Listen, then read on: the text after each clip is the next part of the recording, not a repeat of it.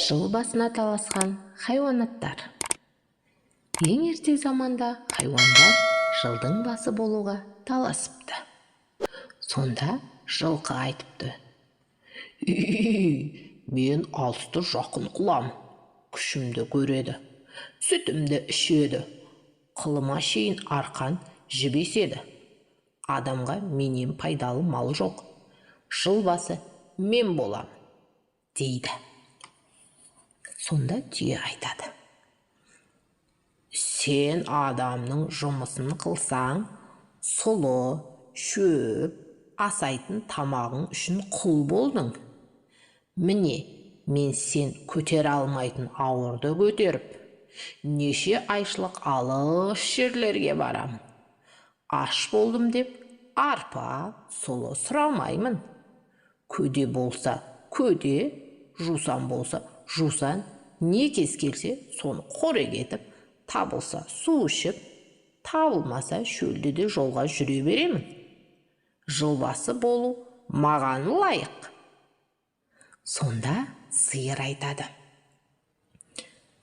адам егін ексе, менімен егеді, сүтімді ішеді, құртмай істейді, жылбасы болу маған лайық.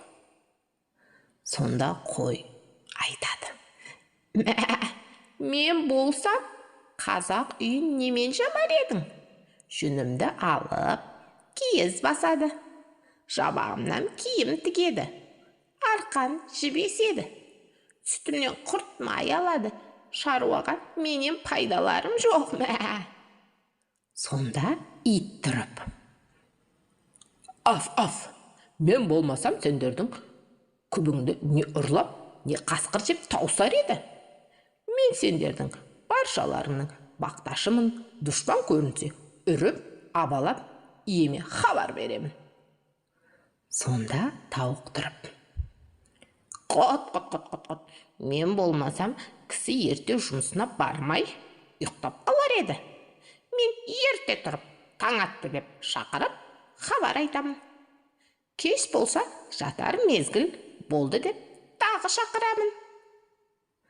Тышқан не айтарын білмей тұрады да бір түрлі қулық ойлап, жиылған көпке айтады: бұл таластан ешнәрсе өнбес. Жылды қарап тұралық та, кім бұрын көрсе, сол жылбасы болсын. Өзгелері қарап тұрғанда, түйе өзінің бойына сеніп, менен бұрын кім көреді, деп тышқанның сөзін қостайды. Бәрі қарасып тұрады. Біраздан соң тышқан жорғалап, түйенің өркешіне шығып отырады. Көп хайуан таласып, біз көреміз деп тұрғанда, ең биікте отырған тышқанды көріп, еш нәрсе демепті.